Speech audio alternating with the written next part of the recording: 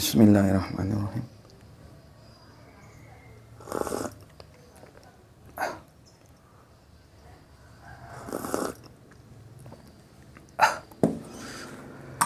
Assalamualaikum warahmatullahi wabarakatuh. Bagaimana semuanya? Semoga kalian dalam keadaan sehat-sehat selalu. Aku akan bercerita dulu kepada kalian semua bahwa aku punya seorang sahabat karib, yaitu dia biasa dipanggil dengan Bang Eli Tambunan. Nama lengkapnya adalah Dr. Eli Tambunan. Beliau adalah alumni UIN Yogyakarta, sehingga sering menamakan dirinya dengan santri Kristen. Karena memang beliau adalah seorang Kristiani dan pendeta, juga sekaligus dosen teologi pada Sekolah Tinggi Teologi Sangkakala di kota Salatiga. Perkenalan kami itu diawali dari Facebook.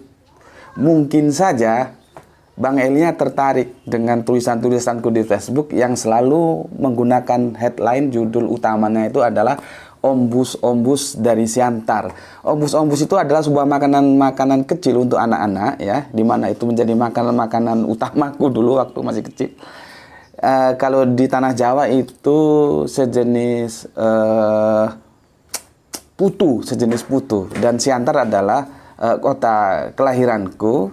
Maka aku, untuk menjadikannya sebuah keabadian, aku menggunakannya sebagai judul headline pada tulisan-tulisanku di Facebook. Bisa saja atau mungkin saja, tapi juga belum tentu benar. Mungkin karena ada kata Siantar itu yang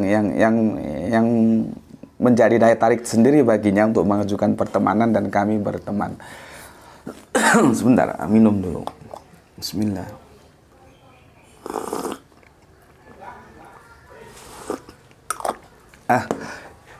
Kami sudah 2 kali bertemu. Pertemuan pertama begitu akrab, saking akrabnya beliau menitipkan sejumlah uang yang itu cukup besar, ya, dengan sebuah pesan, "Bang, titip untuk anak-anak di rumah." Begitulah cara kami orang-orang Siantar membangun sebuah keakraban dengan selalu memperhatikan orang-orang yang di rumah, terutama anak-anak. Memang beliaunya sangat sayang terhadap anak-anak, seperti kita lihat di unggahan-unggahan di Facebooknya bagaimana sangat akrab dengan ketiga anak-anak beliau. Dan kini beliau juga sedang menjadi komandan sebuah sekolahan, lembaga pendidikan untuk anak-anak yang disebut dengan Jungle School di sekolah, sepertinya sekolah ekspatriat itu, ya, di Salatiga. Oke, aku akan lanjut ke topik berikutnya. Begini. Kemarin itu waktu Idul Adha aku undang Eli Tambunan, Bang Eli Tambunan atau Dr. Eli Tambunan gitu, ya. Nggak tahu dia masuk tanah Jawa tahun berapa gitu, ya. Yang jelas kalau aku meninggalkan Siantar itu sekitar tahun 77-78 gitu. Dan akhirnya terdampar juga di tanah Jawa. Sama-sama terdampar, beliau di Salatiga, akunya di Batu gitu. Kami janjian, dan akhirnya Bang Elinya datang ke tempat aku menginap di salah satu guest house di Salatiga yang dekat dengan kampus atau pondok pesantren apa namanya, aku lupa pondok pesantrennya itu, Al-Irsyad, pondok pesantren Al-Irsyad, karena di sana Arimatea punya daerah binaan, dan ini sudah tahun ketiga, ya. Semoga bisa berlanjut di tahun-tahun berikutnya, yaitu kita membagi-bagi korban setiap Idul Adha kepada masyarakat yang ada di kaki Gunung Merbabu, sebagai langkah penguatan akidah untuk saudara-saudara Islam kita yang ada di sana gitu. Oke, kami janji akhirnya jam 4 Bang Elinya datang dan kami diskusi di rumah ya. Diskusi di rumah, akhirnya sampailah diskusi itu memasuki waktu maghrib. Ketika memasuki waktu maghrib, aku spontan aja, tanpa sebuah perencanaan gitu ya. Ayo kita sholat dulu gitu. Dan akhirnya Pendeta Eli Tambunan ikut sholat maghrib waktu itu, ikut sholat. Jadi dalam pengalaman hidupku ini 2 kali aku mengajak orang di luar Islam ikut sholat dan dia sholat. Salah satunya adalah Dr. Heiki. Beliau adalah doktor bidang studi antropologis dari Universitas Helsinki ya, yang melanjutkan pendidikan di Kota Malang. Beliau awalnya Katolik dan sekarang berpindah menjadi Buddhis ya. Ketika aku ajak sholat juga mau sholat gitu. Aku juga tidak tahu apa yang ada dalam benaknya. Ketika itu Dr. Eli Tambunan juga ikut sholat, sebagaimana Dr. Heiki juga ikut sholat gitu. Dan kebetulan sama-sama waktu itu Dr. Heiki aku ajak bersama teman-teman Arimata juga sholat maghrib gitu. Nah, ketika Dr. Eli Tambunan juga sholat maghrib gitu. memang aneh ketika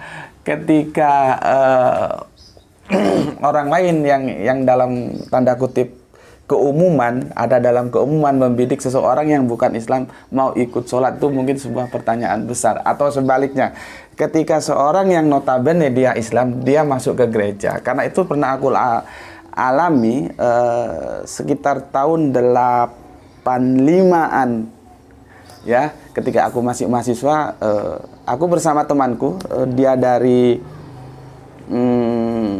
Flores, aku masih ingat, Jalan Banteng nomor 11 Flores. Jadi di sanalah rumahnya, kami teman-teman sama-sama kuliah, satu institut ya, satu kos-kosan juga. Ketika itu entah gimana ceritanya, akhirnya aku ikut menemani dia ke gereja. Waktu itu sore, jadi Minggu sore. Ada salah satu gereja tua dan itu sangat indah sekali bangunannya, yaitu tinggalan Belanda. Kalau Anda jalan-jalan ke Jalan Ijen, Anda bisa naik Grab dan Anda bisa minta tunjukkan di mana gereja Katolik di Jalan Ijen gitu. Dan aku pernah masuk ke sana dan ikut beserta ketika mereka melakukan kebaktian gitu ya, sore hari gitu.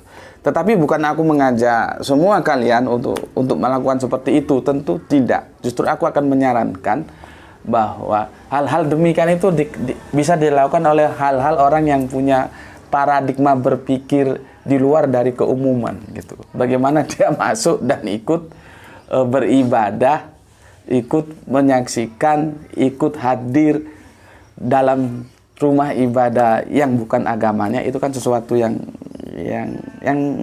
di luar kezaliman, tetapi bagaimanapun itu pernah terjadi dan aku pernah mengalami, tentu dengan kerangka berpikir yang beda-beda ya gitu. Seperti aku ulangi tadi, tentu aku tidak menyarankan Anda untuk melakukan seperti itu. Justru aku menyarankan dengan sebuah pesan, kalau Anda belum pandai berenang, jangan bermain di tepi pantai. Itu saja, terserah Anda tafsirkan bagaimana pesan itu. Oke.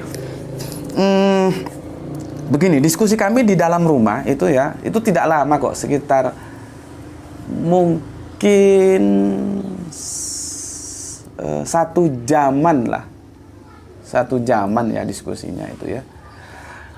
Karena masuk, datang sekitar jam 4 atau ya katakanlah setengah 5 karena sudah sore juga. Dari jam 5 kemudian tidak lama kemudian masuk maghrib. Ya katakanlah diskusinya di dalam rumah itu 1 jam ya. Kebetulan karena Mas Elinya atau Bang Elinya itu segera pulang karena rumahnya juga agak terpencil, kasihan anak-anak di rumah, akhirnya dia pamitan pulang gitu. Tetapi nggak tahu ketika pamitan pulang, akhirnya kami di luar rumah itu diskusi lagi, bahkan lebih lama. Itu ada sekitar hitungannya itu 3 jam lebih tuh kalau kita lihat di durasi, karena itu di shooting. Cuman ketika diskusi di dalam rumah itu kita shooting, jadi meskipun gelap ada cahaya ya. Dan aku telah membagikannya, yaitu tentang dengan aku beri judul Hagia Sophia di mata Dr. Eli Tambunan ya. Aku sudah bagikan ke kalian. Dan ketika di luar itu gelap. Jadi aku juga berpikir ulang apakah akan membagikan untuk kalian karena suasana gelap gitu ya. Karena bagaimanapun diskusi itu sangat menarik, dan itu berjalan selama 3 jam lebih lama yang di dalam. Padahal di dalam kami dengan duduk dan ada minuman, ada makanan kecil, ada cahaya ya. Di luar gelap dan kami berdiri. Tapi saking asiknya diskusi itu bisa berjalan 3 jam lebih. Ya, dan yang lebih asik lagi, diskusi itu dilakukan dengan cara saling hormat, saling senyum, ya, saling penuh keakraban. Padahal kami membicarakan hal-hal yang paling sensitif dalam sebuah agama, yaitu apa? Otentisitas kitab suci, gitu. Jadi aku menjawab bagaimana penasarannya Dr. Eli Tambunan, ya, sebagai pendeta. Mereka tentu tahu ya, mereka maksud saya Dr. Eli Tambunan bersama jamaahnya yang itu diwakili oleh Dr. Eli Tambunan, bagaimana umat Islam, bagaimana seorang muslim itu sangat proud ya, dalam bahasa Inggrisnya sangat bangga terhadap kitab suci mereka, yaitu Al-Qur'an gitu. Akhirnya kami berdiskusi, sepertinya itu mengerucut pada sebuah tema. Kalau kita kerucutkan, sebetulnya diskusinya banyak sih ya, tapi fokusnya lebih fokus tentang Al-Qur'an. Bagaimana umat Islam bisa merasa bangga dengan Al-Qur'annya gitu. Al-Qur'an ditulis dalam bahasa apa, Al-Qur'an ditulis oleh huruf-huruf apa, akhirnya mengerucut ke sana. Dan akhirnya kita coba membandingkan apakah keistimewaan itu juga dimiliki oleh Bible. Yang menjadi menarik, dan itu akan menjadikan sebuah education yang aku harus bagikan, atau Dr. Eli bagian kepada kalian semua, adalah bahwa berbicara hal-hal yang paling sensitif sekalipun dari sebuah agama itu bisa kok kita bicarakan secara santai, secara kekeluargaan, dengan senyum, dengan tawa, tanpa harus saling menghujat atau menghina satu sama lain. Karena memang itu tidak boleh.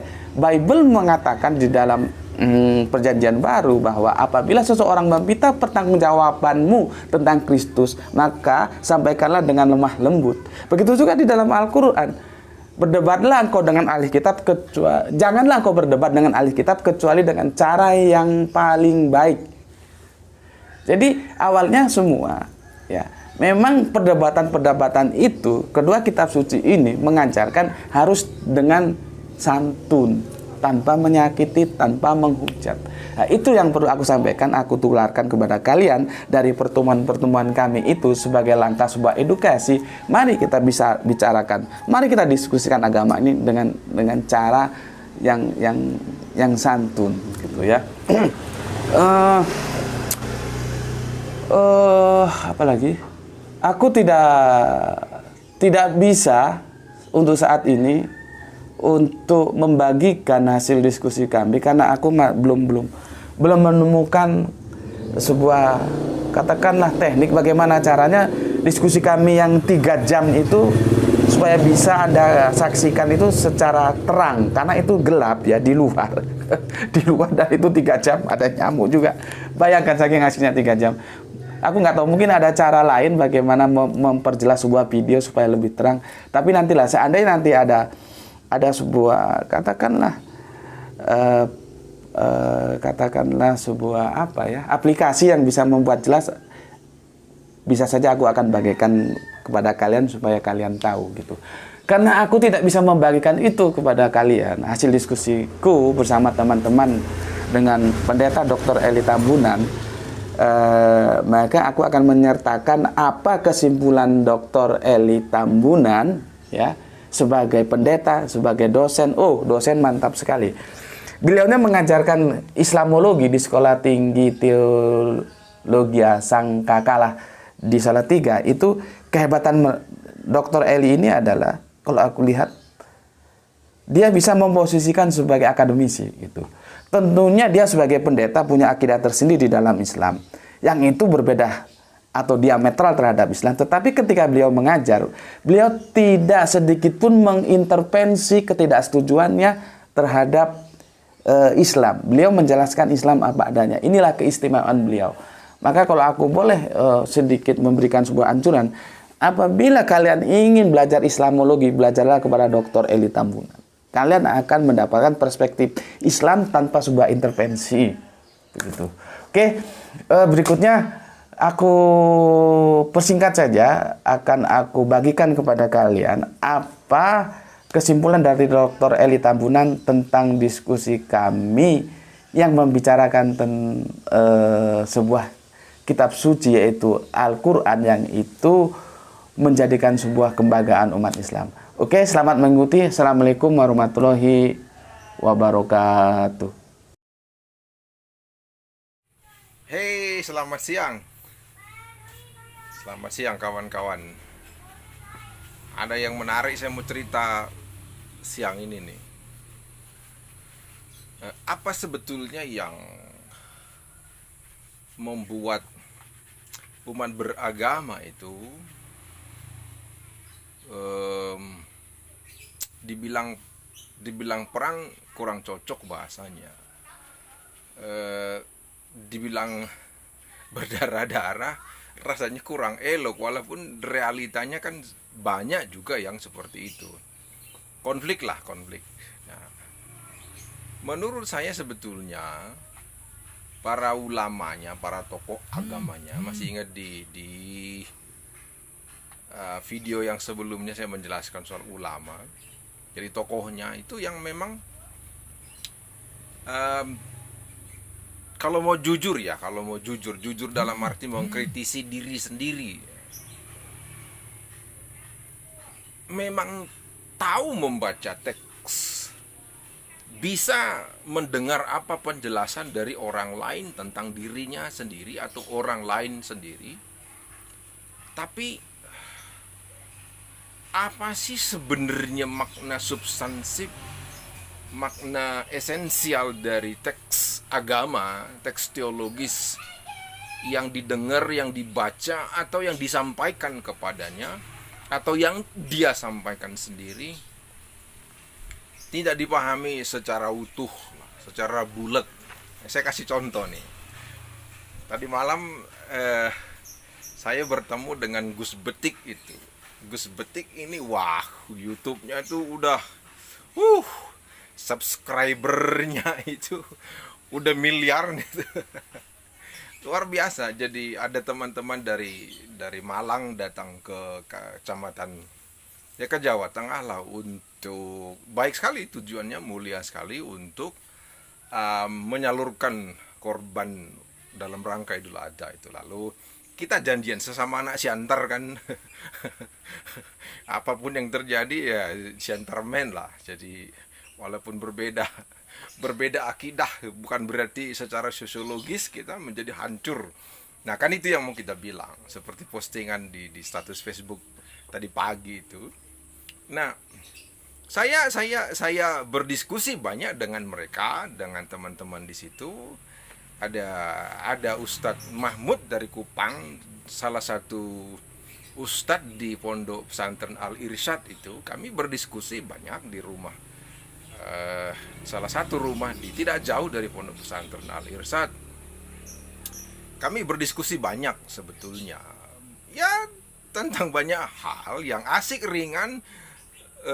Sebagai orang Indonesia, sebagai orang yang tinggal di bumi Indonesia, berdiskusi sangat baik. Dan bahkan saya pun ikut sholat lah, kan sholat maghrib saya ikut sholat dengan mereka. Habis sebelum sholat sudah berdiskusi banyak masalah banyak lah. Ya, lalu kami sholat bersama-sama. Imamnya adalah Imam Ustadz Mahmud waktu itu. Selesai sholat kita lanjut lagi. Terus sudah mau pulang, tapi diskusi 3 jam lagi soal saya ingin mengetahui secara lebih mendalam sebetulnya walaupun jujur saya mau bilang ini bukan berdebat ya, tapi kalau mau dibilang berdebat ya jujur saja saya bilang saya kalah berdebatnya ya. Tapi memang saya tidak ingin cari menang, saya ingin memahami apa yang mengkonstruksi teman-teman dari Muslim itu untuk meyakini Quran itu. Apa yang membentuk mereka untuk mengimani Quran. Menarik, sangat menarik, sangat. Saya pun jujur saya bilang selalu saya terbuka dengan hal-hal yang baru. Segalanya bagi saya baru lah. Aku nggak mau terlalu sombong kayak orang-orang. No. Saya betul-betul bilang ada banyak hal yang baru dari orang-orang yang diurapi oleh Allah itu untuk menyampaikan kepada saya. Seperti saya didoakan bersama-sama untuk mendapatkan hidayah dari Allah itu, it's totally fine ya. Tidak ada persoalan-persoalan keimanan bagi saya. Saya belajar Islam justru pemahaman kekristenan saya itu lemah, terkonstruksi dengan baik. Sekaligus pemahaman keislaman saya juga semakin solid dengan baik. So menarik itu kalau ada orang yang mau mengambil posisi-posisi seperti itu. Nah, kembali ke Quran tadi, saya bertanya serius karena memang jujur saya bertanya. Saya orang yang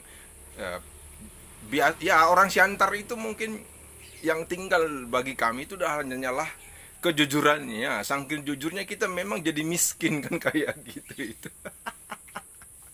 Oke, saya bertanya lalu bagi Muslim itu Quran, tapi tentu ini kan Muslim yang berdiskusi dengan saya.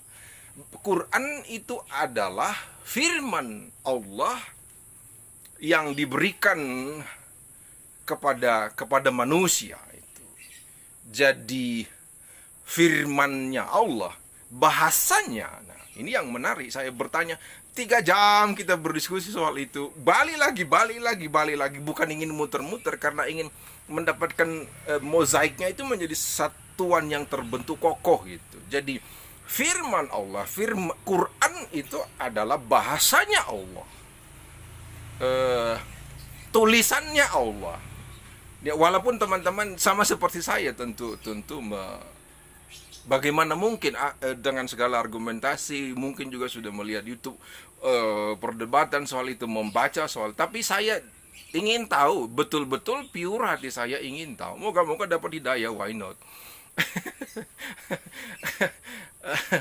Terus jadi Quran dalam artian Quran yang asli itu menurut pemahamannya itu dibahasakan oleh Allah sendiri, adalah bahasanya Allah sendiri, bukan bahasa Arab. Nah, memang saya waktu itu tadi malam mengatakan, ini pembicaraan kita bisa aman berbicara di sini karena mungkin orang Maroko tidak punya pemahaman yang sama, orang Turki tidak punya pemahaman yang sama, Arab juga mungkin senang dia karena memang lafaznya Quran itu kalau dilihat dengan bahasa modern sekarang adalah bahasa yang Arab, walaupun kan ada yang supaya bisa dibaca ada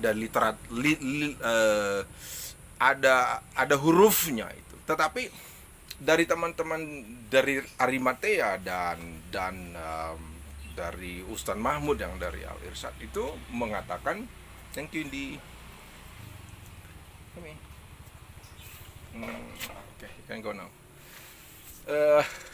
Bahwa itu bahasanya Allah, itu yang disampaikan kepada manusia. Memang saya ingin itu bahasa yang dituliskan oleh manusia, dalam hal ini adalah penulis Quran yang menerima. Tetapi saya melihat seperti itulah bentuk keimanan, keyakinan dari teman-teman yang saya ajak berdiskusi itu. Gus Betik, Bang Sukoco bilang bukan iman, tapi itu pengetahuan. Oke, saya menerima penjelasan itu. Karena kalau mau jujur, saya kan juga mengatakan di Kristen pun Tuhan menginspirasikan, mengilhamkan, memberikan pahyuan kepada orang yang menerima Alkitab itu lalu dituliskan. Lalu Gus Betik dalam tulisan apa? Walaupun pertanyaan yang sama saya tanyakan ke beliau, lalu nanti sampai ke situ soal mana tulisan yang bersama, asli atau tidak, panjang lebar soal itu, berulang-ulang diskusi kita. Tapi yang saya dapatkan dari situ memang pengetahuan kita tentang keyakinan orang lain, pengetahuan orang lain dalam bingkai agama punya hal yang berbeda, yang tidak persis sama dengan yang orang lain pahami. Maka poinnya yang mau saya katakan adalah untuk tidak mudah, untuk tidak cepat-cepat mengambil kesimpulan dari apa yang kita baca, apa yang kita dengar, apa yang disampaikan kepada kita, ketika itu menyangkut orang lain. Karena bagi kita pun sebetulnya itu berlaku menyangkut diri kita sendiri. Waktu itu memang saya bilang, kalau begitu kenapa ada kelompok-kelompok Kristen tertentu yang tanpa sengaja ada kitab suci Quran yang sudah lapuk lalu dibuang di tempat pembakaran sampah, lalu itu menjadi polemik nasional, bahkan kadang-kadang internasional gitu. Lalu tetapi saya tidak tentu politis, tetapi kan maksud saya begitulah bahasanya Gus Betik saya pakai ini, cara Muslim memperlakukan pengetahuannya memandang firman Allah yang terbukukan itu.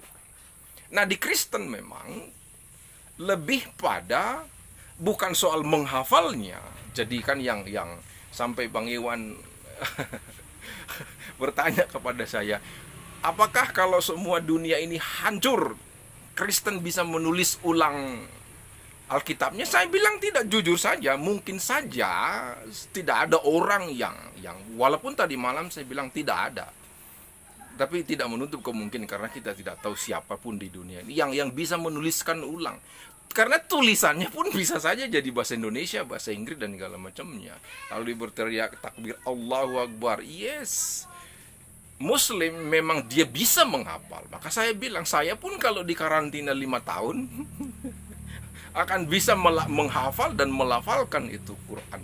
Karena bagi Kristen substansinya adalah bukan soal pelafalannya, bukan soal penghafalannya, bukan soal pelafasannya, tetapi adalah melakukan dan mengerjakannya untuk memberkati orang, untuk mensejahterakan orang, bukan untuk mengambil nyawa orang atau bukan menghajar keyakinan orang. Itu jadi, kalaupun dunianya misalnya hancur, tidak lagi ada kitab suci bagi orang Kristen, tidak ada lagi firman Allah bagi orang Kristen, bukan itu pada prinsipnya. Karena Tuhan sendiri berkuasa mereveal dirinya sendiri kepada makhluk ciptaannya lewat firman-Nya yang terbukukan untuk menuntun orang-orang. Jadi bukan soal materi sebetulnya. Karena nanti kan pembicaraannya bisa sampai mana yang asli, mana yang tidak asli. Walaupun itu penting, tetapi substansi keyakinan keberimanan Kristen itu bukan pada materi. Itu bukan kepada wujud, tetapi dia bicara pada selama saya meyakini Allah Tuhan bisa menuntun hidup saya, bisa membantu orang lain. Nah, maksud saya substansinya itu. Semoga hari Anda menyenangkan, karena Tuhan Yesus memberkati.